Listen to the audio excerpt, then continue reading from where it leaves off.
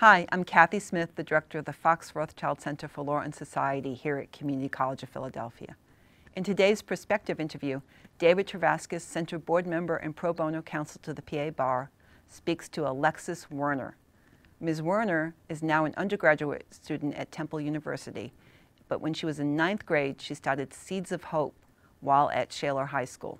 This organization was begun when her stepfather returned home from Afghanistan with post-traumatic stress disorder. In this conversation, Alexis describes turning her confusion and fear into an organization which is now national and helping thousands of veterans and their families. Her work has led to a children's book and a documentary. I think you'll be as inspired by Alexis and her story as I am.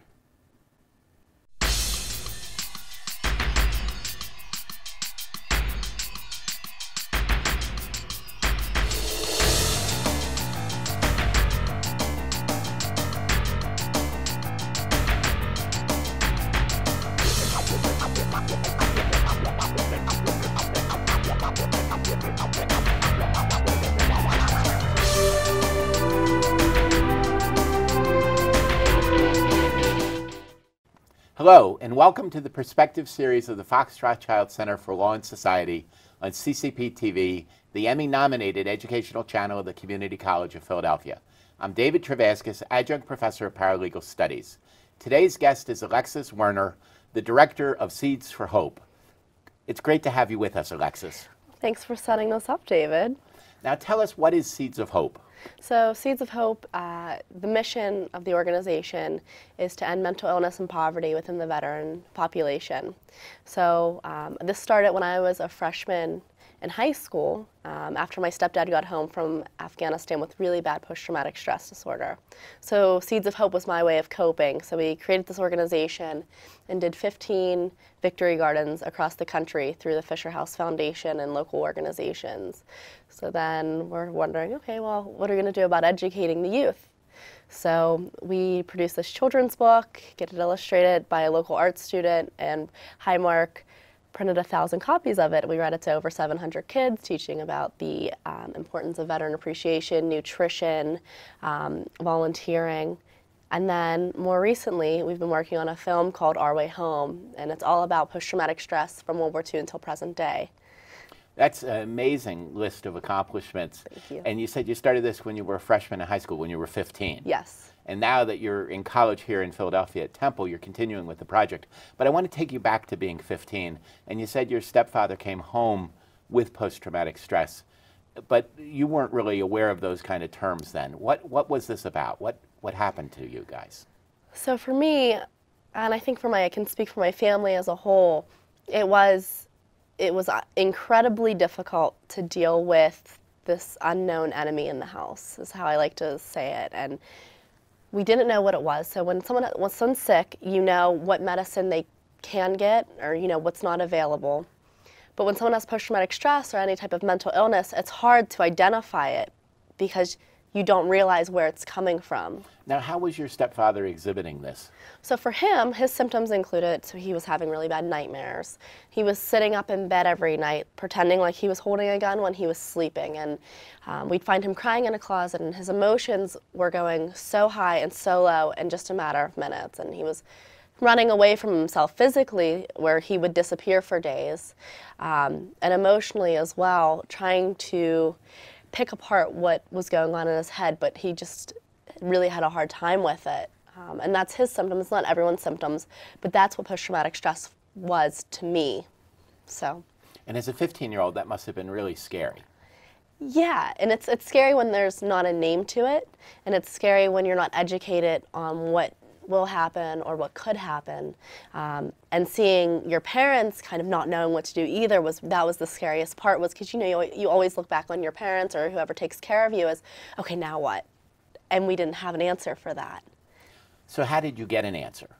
So I was working with a counselor at my high school in Pittsburgh, at Shaler High School, and his name's Greg Dietz. He was an outreach specialist from the University of Pittsburgh who would come in and do preventative programs for youth. So any type of organization centered around social justice, and that was his way of kind of getting us back on the right track, getting us to start our own journey and not feel so stuck where we were with our family situations or with what life had thrown at us. So he's helping you deal with, you're trying to deal with what's going on with your stepfather. Yes. And so as you began to learn what was really going on with your stepfather, what did you do to try to gain control of the situation?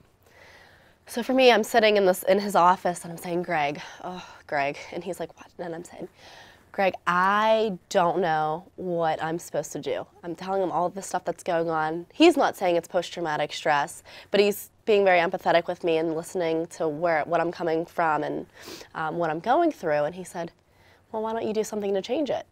And I stopped. I said, what are you talking? Stop. Don't. You know, because he's the guy with the big ideas. So I said, do something to change it. Do something to help. That's like your stepdad. And I said, Greg, I can't go to the mall by myself. I don't have a driver's license. What do you mean, do something to change it? He said, start a program. He said, Michelle Obama and Joe Biden are doing things all centered around veterans and programs. And I said, yeah, but that's the first lady. I'm a 15-year-old freshman. I'm worrying about homecoming and lacrosse practice. And he said, come on, let's just do it. And I trusted him, and he had enough faith in me. And we started community gardens all across Shaler. Now this first garden, tell me about setting that up. Oh. So I realized halfway through doing this organization, we put the name on it, we made t-shirts, we had 30 volunteers from the high school who I don't know how they believed in me so much because I didn't have a plan at this point, but they all jumped on board. So I had 8th, 9th, and 10th graders all working on this community garden in the back of our middle school. And we got donations from my family and from local businesses. And we were working on like $200 to do a community garden that I was like, we're gonna produce 10,000 pounds of vegetables. That's gonna be the goal, right? So, so we start doing this and then I realized, oh, I don't have a green thumb. I've never planned anything a day in my life, but this is gonna work. Well, it did it. So nothing grows. Oh, it's a failure. It's a complete failure. Oh my goodness. The first year. Nothing grows. But I had promised all these organizations, I said, I'm going to have produce for you. So we contact, one of the teachers at my high school had a contact at our local grocery store, and they donated probably 50 or 60 full baskets of fruit and vegetables. And we took it to the VA hospital and to local grassroots organizations and to VFWs and distributed it for Veterans Day. So fast forward the next year, I'm like, okay, we're going to do this right this year. So it really worked out by the universe or whatever that my best friend in high school, his dad owned greenhouses. Oh, and goodness. I never had put 2 and 2 together, right? So I'm like, Sam, I really need your help here. I said, I don't have a green thumb, but I want this to work. So his dad donated half an acre of land. Again, like the amount of trust in what we were doing and the amount of belief in what we were working towards was so incredible. He taught all of us, the 30 volunteers, myself included, how to maintain a garden and how to plant and what you plant where. And we had 2 16 feet by 18 feet beds and 2 8 by 8 feet beds. I mean, they were huge. You couldn't reach in the middle because they were so wide. And we produced over 400 pounds of vegetable and herbs. And I was like, okay, this is rolling. So now we're seeing results, and we ended up partnering with the Fisher House Foundation through word of mouth, and I emailed every Fisher House in the country. There were like 56 at the time, and I'm emailing them all individually. My name's Alexis Werner, I'm a sophomore, and I would really like it if you would do a garden for me. And all the produce would go back to the people who were living in the house. So I don't know if I'm sure you know, but for people who don't know. Right, tell our audience about the Fisher House. So the Fisher House is very comparable to the Ronald McDonald House, but it's for veterans. So the families of the vets are able to stay somewhere if they don't have a local VA near them, instead of having to pay for hotels or to pay for the gas or train ride back and forth. And it's all free. You stay there as long as your loved one is in the hospital. So all the produce was going back to these families. They were taking it to the people who were sick in the hospital. And we ended up doing 15 nationwide. So it really worked out. No, that's an amazing story and an amazing connection. And how did it make your stepfather feel, going back to the original source of your interest in this? For him, anytime I talked to him, he said, well, at least something good came out of it, right? So he realizes that he's not alone. Other people are seeing, it's this kind of camaraderie between the vets that are meeting each other through seeds. And I think he felt like it had some meaning, like there was a greater purpose to what he had gone through. Something good came out of it. Something was actually growing out of the ground because of what he had endured. That's a neat image. Yeah. Your 30 volunteers, were they all children of veterans like you? No, quite honestly, maybe 2 or 3 of them. They were so for the rest of them, did they develop a better sensitivity to veterans and that issue? They did, and you know what? It's really funny because this was my sophomore year, so this was in 2012. We're going on 16 now, and some of the people, Veterans Day rolls around and everyone is on Facebook, thank you to our veterans, but nothing happens the rest of the year, which is always so interesting to me. Everyone wants to wave the flag in November, but what happens the other 11 months? So I had, I would say, 4 or 5 of my original volunteers go on Facebook, and I'm reading their post, and it's like, November 11th isn't the only day we can appreciate our veterans and their families. They go through struggles every day. And if you want to learn more about how you can help, contact Alexis Werner. And this is after not talking to them for, years after they had graduated or I'd graduated. And they're still working towards these issues. They might not be every day, but they're still trying to advocate for vets and their families, which is so important to me, so I appreciate it. And this educational outreach was really the genesis of the children's book. Yes. So talk about that.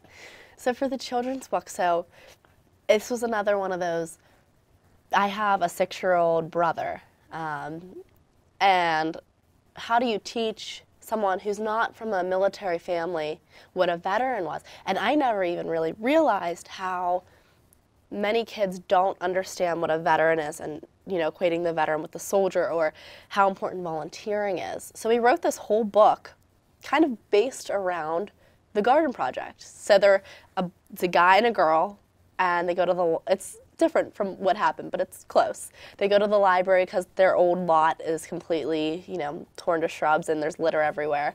And someone from the local community library helps them start this garden. So they're talking about the importance of nutrition, and they're talking about why it's so important to volunteer. And the grandfather comes and talks about how victory gardens were so very important when he was a vet, and how, what they did was so important. So I'm sitting reading this to Marzoff Elementary School, and this little girl, she was in first or second grade, and I always did a quick discussion, panel kind of thing afterwards, and what is a veteran? Do you know any veterans? Why is it so important that we volunteer? And I said, so how do you think you can make a change? And I think getting kids to think in those broad terms where they feel like they have some type of control, some type of power with changing the world. I know that sounds kind of corny, but I think it helps them to develop. I think it helps them to understand that they're more powerful than they believe. And that was what Seeds was to me. Seeds was a way of me having some control in my situation that I was in at home. And for these kids, even though they're in second grade, I say, what is volunteering? And this little girl gets up and I said, why, what can you do to change the world? Do you think you can change the world? And she stands up and she goes, well, and she's really soft-spoken, she's a pretty little blonde girl, and she goes, well, I can change the world because you changed the world. And that was it. That was, everything had come so full circle, right? Because these kids are seeing that this is something that you don't have to be an adult to do. The grown-ups aren't the only ones who do it. And just by them understanding what volunteering was, it's not just helping mom with the dishes, it's cleaning up litter in your backyard, it's doing this, it's doing that. They're gaining this sense of community and understanding for what it means to be a good community member. So that was a really fun project for me. No, and it's neat. And so you have these 2 projects which are ongoing. You have gardens that can continue to produce. You have a book which can continue to be shared and read. But then you decided that you wanted to do more, and you came up with this idea for the documentary. Do you want to talk about just the genesis of the documentary? Sure. So for me, you know, we're three years later, and this is my journey, it's Seed's journey, it's my parents' journey, it's the veterans we're working with's journey, right? So this isn't just my thing now, it's the community. And I was just, you know, the hammer nailing things into place.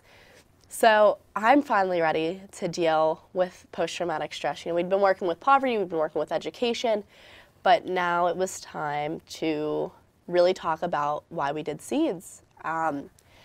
So my junior year of high school, again, let's talk about stories. They said, we're going to do student-produced, student-directed. Well, we did 12 interviews, 12 like 2-hour-long interviews, and the kid who was shooting was he was in my grade, and we were juniors in high school at this point, and he lost all the tapes. Oh, so you had interviewed 12 veterans, you had 2 hours on each of them, and all the tapes are gone? All the tapes gone. Never to be found again. Oh, goodness. So, you know, we were like, oh, gosh, here we go again. But, you know, you see what happens with the gardens, right? You know, the first year is a flop, but then you have the community supporting you, and you have so many people believing in the project that you know it's going to happen. So, you know, the next year, we let it be for a year. I was still writing the storyboard and figuring out who we were going to interview. And then the next year, I said, okay, we got a lot of donations.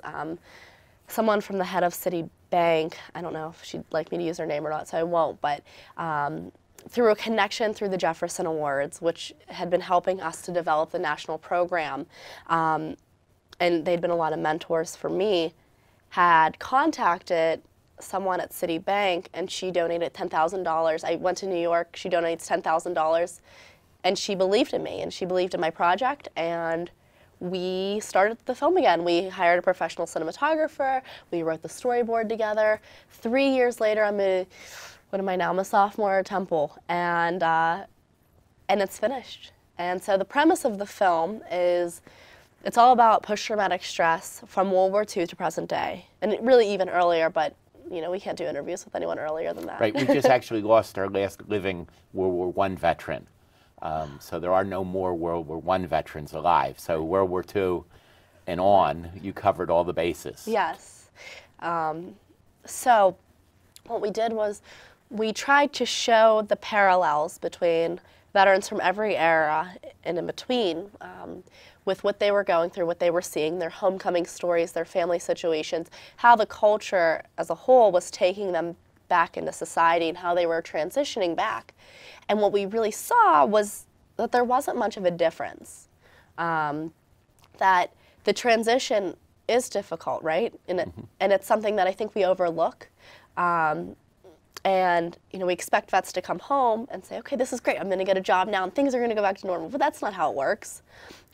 So here we are, and we do these interviews with 12 or 13 veterans between World War II and present day. We're talking about the psychological effects, we're talking about the family effects, the effects on the child, which almost everyone overlooks because everyone thinks, okay, we have the veterans who are going through it and we're going to get them help. You know, the spouses are going through it.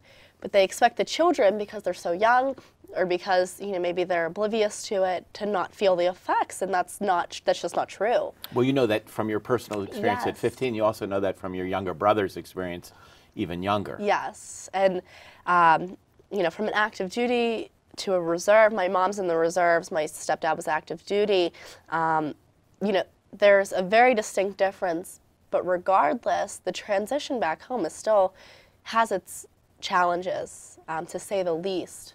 So showing this, talking to a psychologist, talking to local community members, talking to the spouses and the kids, and trying to show people what it's really like, trying to show vets that they're not alone, that there are people from all different backgrounds, all different age groups, who might not have seen exactly what you've seen or done exactly what you've done, but they felt what you felt. And you're not alone, and it's not bad to get help.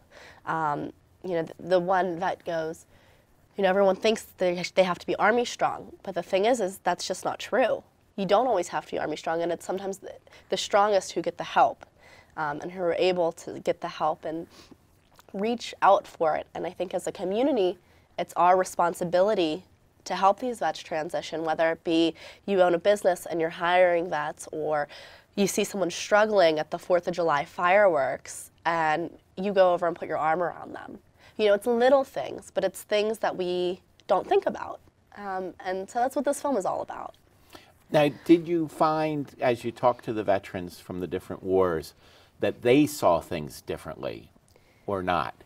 I think psychologically, because, you know, in World War II, you did it and you came home and that was it. And, you know, the kind of idea I didn't have it as bad as was a lot more prevalent then, I think.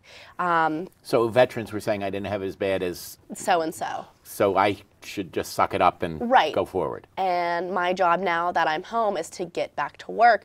But what people don't realize is back then, there was a greater sense of community. There was a greater sense of, you know, whether it be in a church or a local organization, they had people to talk to or people to support them.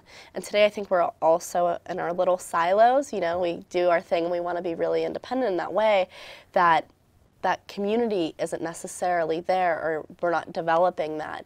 And, you know, even with the Vietnam vets, they had the VFWs. You know, they had people to go and talk to. People today don't necessarily use those services as much for whatever reason.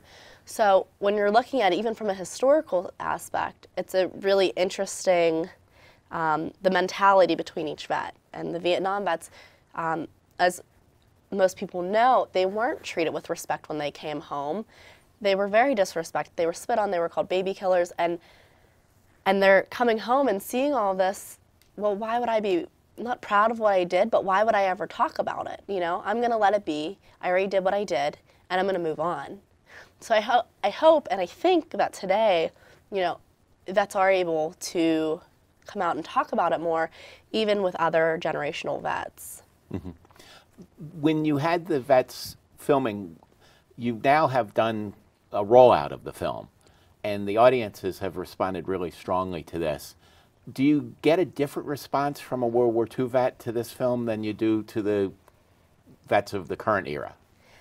For the World War II vets that showed at the film, I think it verified how they were feeling. We gave them a sense of validation that it was okay that they weren't okay coming home, and it was okay in the way that it wasn't their fault. This was something that they had no control over, and it's something that, for whatever reason, it wasn't dealt with until, I mean, we had an interview with a World War II vet who cleaned up the bodies after Dachau was liberated. And he cries on film. This is like one of the first times he's talked about it with anyone other than his wife. And 30 years had gone by before his wife even knew that he was there, because they were watching the news or something, and they had some type of documentary on the liberation of Dachau. And they're sitting there, and he goes, yeah, it was, or she goes, that was really bad. You know, I can't imagine being there. And he was like, I was there, and that was the worst point of my life. And she goes, Al, we've been married 30 years. You've never said that. Wow. So, you know, all these vets were opening up to me. I can't believe how much they shared with me. It was amazing. And I think from what I've gotten from other veterans who've seen the film is that it makes them feel like they have this community that understands where they're coming from, and that they're not alone in this. And I know we have plans to show the film. Yes. We're going to be showing the film, hopefully, to the broad community, College of Philadelphia community and beyond. Now that you have this documentary as a third piece, along with your book, along with the gardens, what's your next plans? So sneak peek, hopefully, if this goes well. So with the film, I'd like to tour it to military bases, community organizations, universities, and high school campuses nationwide, you know, educating students on the historical aspect. And then hopefully in the future doing one on the effects on the child and talking about the psychology on that, and hopefully getting some more research done behind that aspect of it. So to really tell your own story. Right. The story you've been going around. Yes. It's such an interesting thing. I know the partnerships that you've reached out to, you're working with the State Department of Education, you're working with the Veterans Museum that we have in Delaware County. You're working with the Pennsylvania Council for the Social Studies, the Pennsylvania Bar Association Military and Veterans Affairs Committee. Is there anything that people watching us today, people in the Philadelphia community who watch our CCP TV, is there anything that they could do? Is there a website they can look at? Can they see a trailer from the documentary? Those kind of things. Absolutely. So if you visit Our Way Home for Vets, VETS.org, you can find a trailer, more information, how you can get it screened at your organization or your university, and you can be a part of this change. That's wonderful. That's such an exciting project. This is now a number of years later than when your stepfather came home. Yes. Has it really made a change in terms of how he feels about things? Do you think things are better for him because you've done this? I hope so. I mean, he's went from this point to this point over the past 5 years, I think, with seeing what came out of it in the positive way, and meeting other vets through the film, because he's interviewed in the film. I really hope so. Mm-hmm. And what about for you? What about the change for you? For me, this was my way home. Which is, so this 5-year project now has been my journey to becoming independent, my journey as an adult, and my journey in creating change for myself and for my family.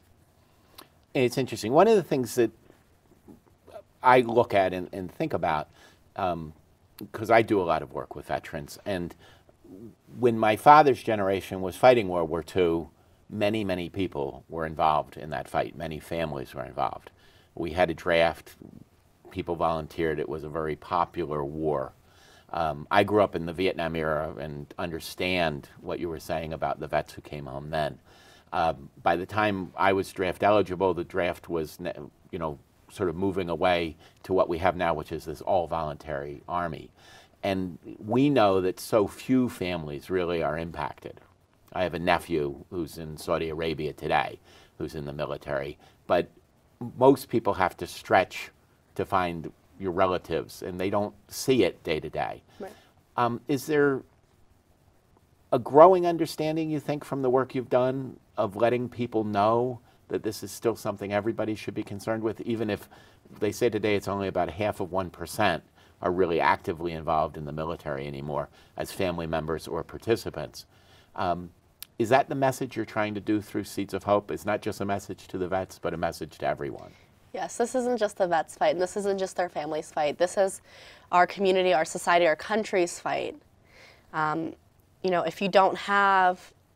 If everyone isn't on the same field and everyone isn't as strong as they can be, it's our job as community members, as fellow civilians, to help boost these people up and to help them find resources. Not necessarily doing it for them, but at least showing them the resources and being there for them emotionally, even if it's just your neighbor.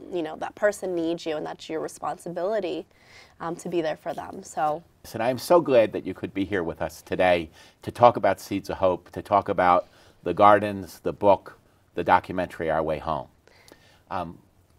We're all out of time today, sure. And I do want to thank you, Alexis, Werner, for being with us. And I want to thank all of you for tuning in.